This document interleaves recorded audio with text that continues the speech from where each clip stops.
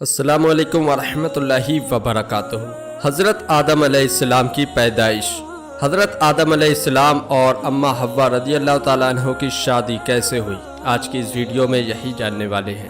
جب اپنی خلافت نائبی کے لیے اللہ کا ارادہ ہوا کہ میں زمین میں ایک خلیفہ بنانے والا ہوں، تب حضرت اسرائیل علیہ السلام کو حکم ہوا کہ ہر قسم کی لال، سفید اور کالی ایک مٹھی رنگا رنگ مٹی جمع کر کے لائیں، اور اللہ کے حکم کے مطابق مکہ اور طائع کے درمیان رکھی گئی۔ اللہ نے اس مٹی پر اپنی رحمت کی بارش کی اور اسی مٹی کے خمیر سے حضرت آدم علیہ السلام کا پتلا تیار کیا۔ 40 برس تک وہ پتلا بے جان پڑا رہا۔ جب اللہ نے چاہا کہ حضرت آدم علیہ السلام کا ستارہ روشن ہو اور آدم کی اولاد کا درجہ پوری دنیا میں بلند ہو، تو روح کو حکم ہوا کہ آدم کے جسم میں اتر۔ اس نرم روح نے سخت مٹی میں جانے سے انکار کیا۔ رب کا حکم روح کو پہنچا کہ اے جان، اس بدن میں داخل ہو۔ پھر جب روح آدم کے سر کی طرف سے داخل ہوئی تو جس جگہ پہنچ جاتی، پتھر بنا جسم ماس ہڈی میں بدلتا چلا گیا۔ جب روح سینے تک پہنچی تو حضرت آدم علیہ السلام نے اٹھنے کا ارادہ کیا۔ حضرت آدم علیہ السلام وہیں زمین پر گر پڑے۔ شاید اسی لیے قرآن مجید میں فرمایا گیا ہے کہ انسان بڑا جلد باز ہے۔ اسی حالت میں حضرت آدم علیہ السلام نے چھینکا۔ اللہ کی اور سے الہام ہوا اور کہا الحمدللہ، تمام تعریف اللہ کی ہے۔ اس کریم رحیم رب نے اپنی رحمت سے فرمایا یرحمک اللہ، اللہ آپ پر رحم فرمائے۔ یہ اللہ کی رحمت کا پہلا جلوہ تھا۔ اس کے بعد اللہ کے حکم سے ایک فرشتہ بہشت سے سجا سجایا جوڑا لایا اور حضرت آدم علیہ السلام کو پہنایا اور عزت کے ساتھ تخت پر بٹھایا گیا۔ حضرت آدم علیہ السلام کی پیدائش کے وقت فرشتے آپس میں کہتے تھے کہ اللہ خاک سے پیدا کر کے جس ہستی کو خلافت کی گدی پر بٹھائے گا تو وہ خدا کے نزدیک ہم سے زیادہ عزیز نہ ہوگا، اور غیب کے جاننے والے کے دربار میں ہم جو دن رات رہتے ہیں، ہمیں امید ہے کہ ہمارا علم اس سے زیادہ ہوگا۔ پھر حق تعالی نے تمام چیزوں کے نام حضرت آدم علیہ السلام کو سکھا دیے۔ فرشتوں کو حکم دیا کہ اگر تم سچے ہو تو ان چیزوں کے نام بتاؤ۔ فرشتے جواب نہ دے سکے۔ اپنی غلطی مانتے ہوئے بولے پاک ہے تو، ہم تو صرف اتنا ہی جانتے ہیں جتنا تو نے سکھایا، اور تجھ سے بڑھ کر جاننے والا کون ہے؟ تب اللہ تعالی نے حضرت آدم علیہ السلام کو ظاہری اور باطنی کمال سے آراستہ کیا، اور اس کی عزت کو بڑھانے کے لیے فرشتوں کو جو حضرت آدم علیہ السلام کے تخت کے چاروں طرف لائنوں میں ادب کے ساتھ کھڑے تھے، حکم دیا کہ آدم کو سجدہ کرو۔ تمام فرشتوں نے حضرت آدم علیہ السلام کو سجدہ کیا، مگر ابلیس نے انکار کر دیا اور بولا کہ میں آدم سے بہتر ہوں، اس لیے کہ مجھے آگ سے اور آدم کو مٹی سے پیدا کیا گیا ہے۔ ابلیس کے اس انکار سے اس پر فٹکار پڑی اور اسے فرشتوں کے ساتھ سے الگ کر دیا گیا۔ حضرت آدم علیہ السلام بہشت میں رہنے لگے۔ حضرت آدم علیہ السلام کی طبیعت میں آیا کہ کوئی ان کا ساتھی ہو، زندگی کا ساتھی۔ حضرت آدم علیہ السلام پر خواب نے غلبہ کیا۔ اسی بیچ اللہ تبارک و تعالی نے اپنی قدرت سے آدم علیہ السلام کے پہلو سے حضرت حوا کو پیدا کر دیا۔ جب حضرت آدم علیہ السلام جاگے تو دیکھا کہ ایک پاک صاف عورت بیٹھی ہے۔ آپ یہ دیکھ کر بہت خوش ہوئے۔ حضرت آدم علیہ السلام نے پوچھا کہ تو کون ہے؟ حضرت حوا نے کہا میں تیرے بدن کا حصہ ہوں، اللہ تعالیٰ نے تیری پسلی سے مجھے پیدا کیا ہے۔ کہا جاتا ہے کہ حضرت حوا بہت ہی خوبصورت تھی۔ حضرت آدم علیہ السلام کی خوشی کا ٹھکانہ نہ تھا۔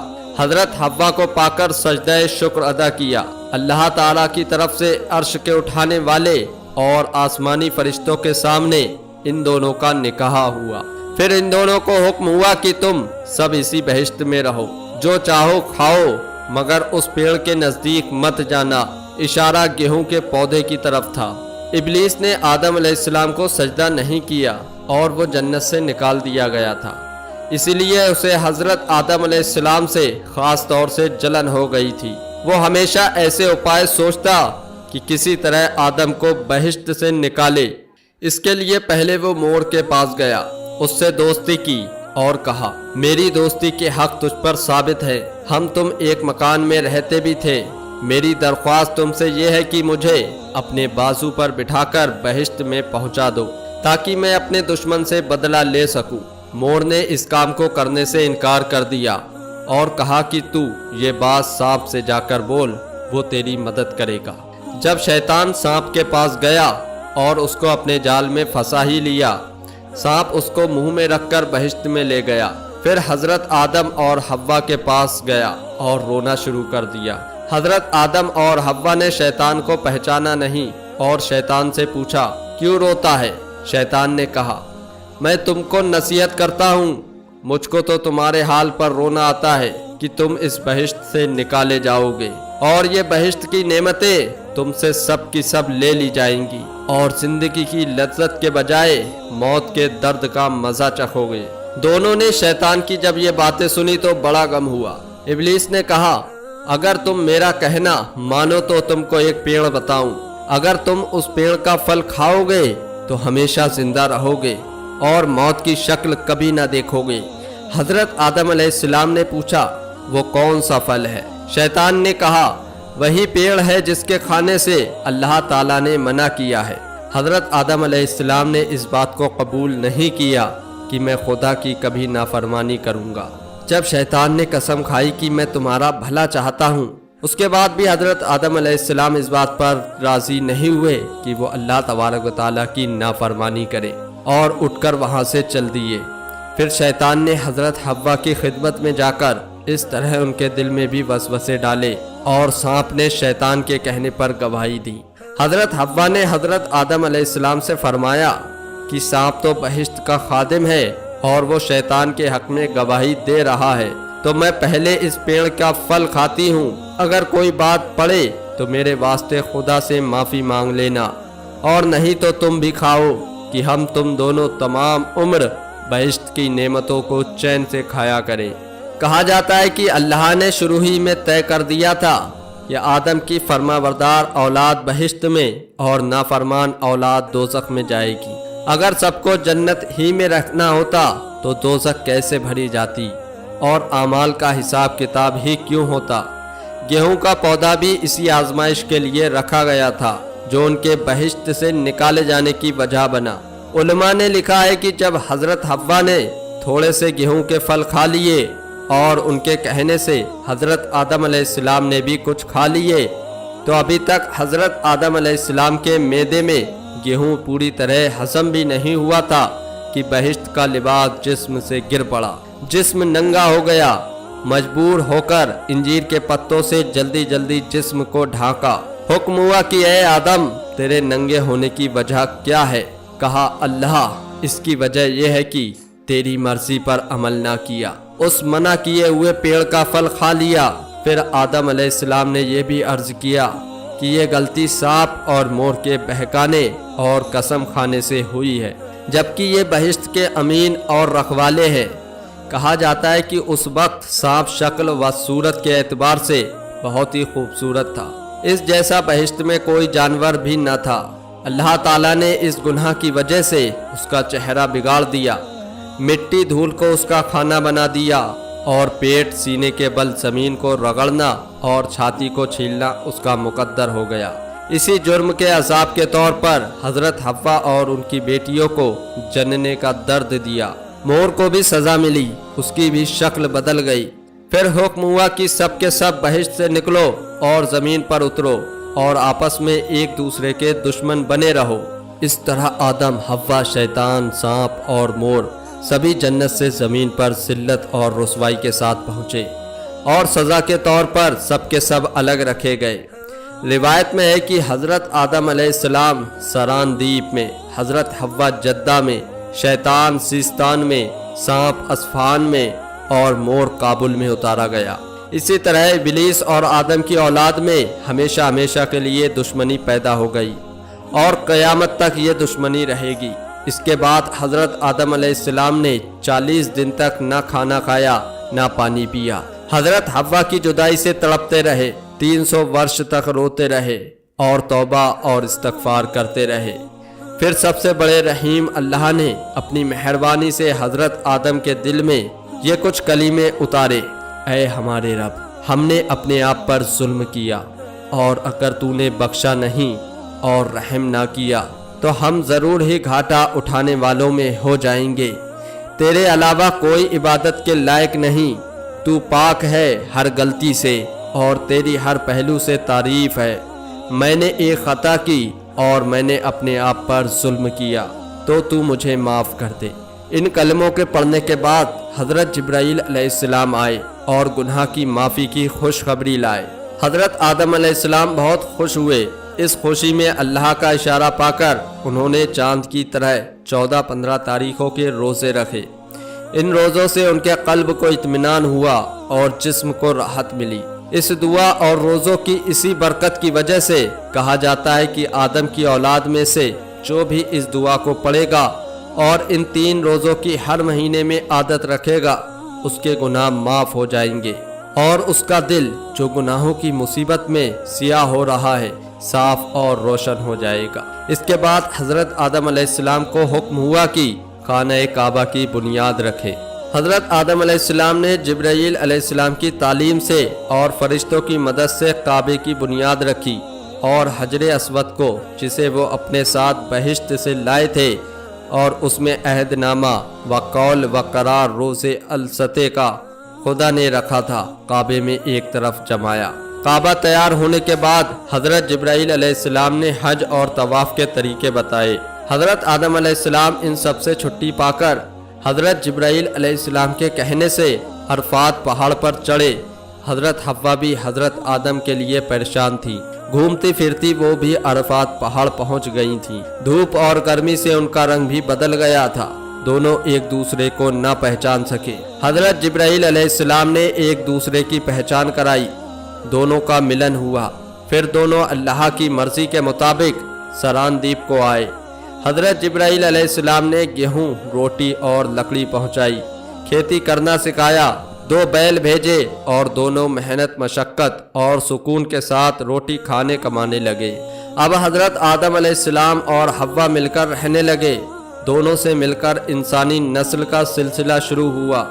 حضرت حوا کو جب بھی حمل ہوتا 2 جڑواں بچے جنم لیتے، ایک لڑکی ایک لڑکا۔ قابیل کا جنم ہوا تو ساتھ میں اس کی بہن عقلیہ بھی پیدا ہوئی۔ اسی طرح حابیل کا جنم ہوا تو بہن یہودا بھی پیدا ہوئی۔ خدا کے حکم کے مطابق حضرت آدم علیہ السلام کی شریعت میں یہ قانون بھی مقرر تھا کہ ایک پیٹ کی بیٹی اور دوسرے پیٹ کا بیٹا آپس میں بیاہ جاتے تھے۔ حضرت آدم نے اسی قانون کے مطابق ان کی آپس میں شادی کر دینی چاہی، لیکن قابیل نے باپ کا حکم نہ مانا۔ حضرت آدم علیہ السلام نے حل یہ نکالا کہ دونوں بیٹے قربانی پیش کریں، جس کی قربانی قبول ہو عقلیہ اس کے نکاح میں آئے۔ اس زمانے میں قربانی کا دستور یہ بنایا گیا تھا کہ اگر 2 آدمی آپس میں جھگڑتے تو دونوں اپنی اپنی قربانی پہاڑ پر رکھتے، پھر بنا دھوئیں کی آگ آسمان سے اترتی اور جو حق پر ہوتا تھا اس کی قربانی کو قبول کر لیتی۔ جب دونوں بھائی راضی ہوئے تو حابیل نے ایک موٹا تازہ مینڈا اپنے گلے سے جدا کیا اور قابیل ایک ٹوکرا گیہوں لے جا کر رکھایا۔ جب یہ دونوں پہاڑ پر اپنی قربانی کو رکھ آئے تو خدا کی قدرت سے ایک آگ آسمان کی طرف سے آئی اور حابیل کی قربانی کو قبول کر لیا۔ یہ دیکھ کر قابیل جل اٹھا اور بولا، حابیل میں تجھ کو اب قتل کر دوں گا۔ حابیل نے کہا، اللہ تو پرہیزگاروں کی قربانی قبول کرتا ہے، اگر تم مجھ پر ہاتھ چلاؤ گے تو بھی میں تجھ پر ہاتھ نہ ڈالوں گا، میں اللہ پر بھروسہ رکھوں گا۔ لیکن قابیل تو جلن کا شکار ہو گیا تھا۔ اس پتھر دل نے موقع دیکھ کر حابیل کے سر پر ایسا پتھر مارا کہ حابیل شہید ہو گئے۔ قابیل نے بہت بڑا گناہ کیا تھا۔ حابیل کے شہید ہونے پر قابیل جب ہوش میں آیا تو پریشان ہو اٹھا، بھائی کی لاش اٹھائے اٹھائے پھرتا رہا، سمجھ میں نہ آتا تھا کہ کیا کرے، کس طرح لاش کو دوسروں کی نظر سے چھپائے۔ پھر اللہ کے حکم سے 2 کوے آئے اور وہ بھی آپس میں لڑنے لگے۔ ایک نے دوسرے کو مار کر گرا دیا اور اپنے پنجوں سے زمین کھود کر اس کو گاڑ دیا۔ قابیل اس پورے واقعے کو اپنی آنکھوں سے دیکھ چکا تھا، من ہی من سوچنے لگا، अफसोस कि कौवे से भी घटिया हूँ कि अपने भाई की लाश नहीं छिपा पाता। फिर उसने जमीन खोदी और भाई की लाश को ढांक दिया। काबिल का ये जुर्म भयानक था। खुदा ने हुक्म दिया कि सजा के तौर पर इसे भी कत्ल करो। काबिल को जब ये मालूम हुआ तो वो भाग खड़ा हुआ और यमन देश पहुंचा। वहां वह आग की पूजा करने लगा। हजरत आदम अलैहिस्सलाम हमेशा काबा को हज के वास्ते जाया करते थे। एक बार अरफात पहाड़ पर गए। अल्लाह ताला ने उनकी पीठ से कयामत तक पैदा होने वाली तमाम नस्ल की रूहों को जमा किया, जिनमें अच्छों को सीधी तरफ और बुरों को उल्टी तरफ ला खड़ा किया और उन सब से पूछा, क्या मैं तुम्हारा रब नहीं हूँ? सब रूहों ने कहा, हाँ तू हमारा रब है। अल्लाह ताला ने उनके इस इकरार पर फरिश्तों की गवाही ली और उसे हजरे अस्वद में अमानत के तौर पर रख दी। हज़रत अली रज़ी अल्लाह ताला अन्हु इसीलिए रिवायत करते हैं कि जो कोई हज करेगा तो हजरे अस्वद उसकी गवाही देगा। जब हज़रत आदम अलैहिस्सलाम ने अपनी इतनी नस्ल को देखा तो खुदा से अर्ज किया, खुदावंद इतने सारे लोग कहाँ समाएंगे? इरशाद हुआ कि ये तमाम रूहें एक साथ दुनिया में नहीं आएंगी। कुछ को ज़मीन पर रखूँगा, कुछ मरने के बाद ज़मीन के नीचे होंगी, कुछ को बापों की पुश्त में और कुछ को माओं के पेट में। हज़रत आदम अलैहिस्सलाम जब अर्ज कर रहे थे तो उस वक्त हज़रत आदम अलैहिस्सलाम की सीधी तरफ एक हसीन नौजवान मौजूद था। वो रो रहा था।